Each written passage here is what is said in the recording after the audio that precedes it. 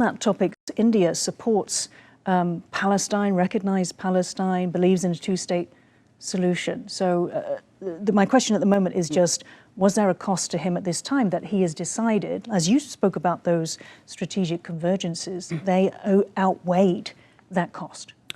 I don't really see that there's going to be any cost for Modi because he's visiting Israel. He has already visited Israel before. I mean, last time, 2017, was well before, you know, the Gaza-Israeli conflict. No, absolutely. And I think this is so tragic that the international community is not really taking any significant stance to protect the people in Gaza. And I feel that perhaps Modi could actually be there and talk about having some kind of peace deal, because this is what we have also seen with respect to Russia and Ukraine.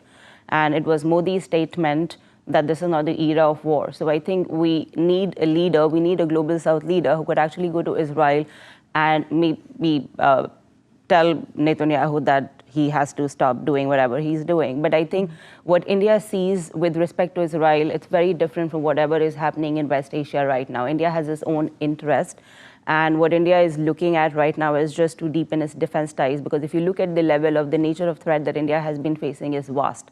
On that topic, G-Man, so what are the wider factors? I mean, why did Modi go at this point? What's driving India and Israel together?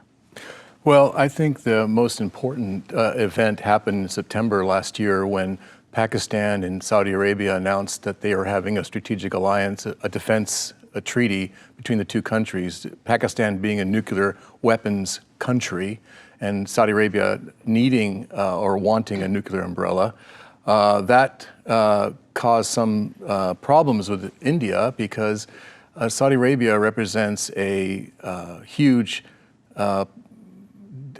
investment potential into Pakistan's weapons, and also an alliance that could threaten them during war because Saudi Arabia provides a lot of the oil to India. So this kind of, this event was very strategic and concerning for India.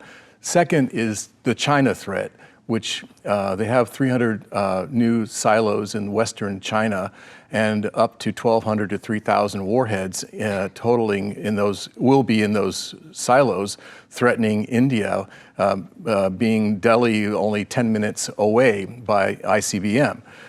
So that's the second. And the third and the last is the fact that China supports Pakistan. And so if you have the Saudi-Pakistan connection and the China-Pakistan connection, this creates a huge threat to, increases the threat to India on its western and northern borders. And so it needs to find some support. Right.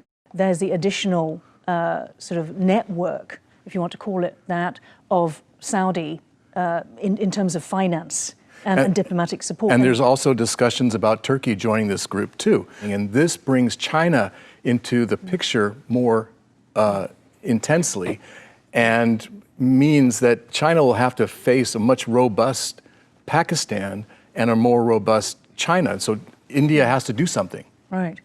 And if we talk about China's ambitions, Sana, in West Asia, is there the concern, definitely of India, and possibly other players, of China's, you know, potential advance? It's not a direct integration, but indirectly through the Saudi-Pakistan Mutual Defense Agreement. Does it get leverage?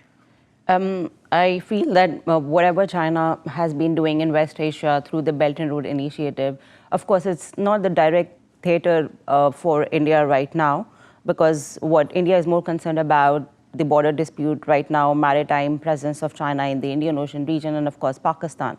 So its threat is very immediate, it's in the vicinity. But for West Asia, India aspires to be a country that has more influence, more leverage. So India is also one of the countries that is being liked by much of the global community. And it's more about fulfilling its own interests, going towards West Asia. But then for India right now, the focus is to counter China within the Indo-Pacific.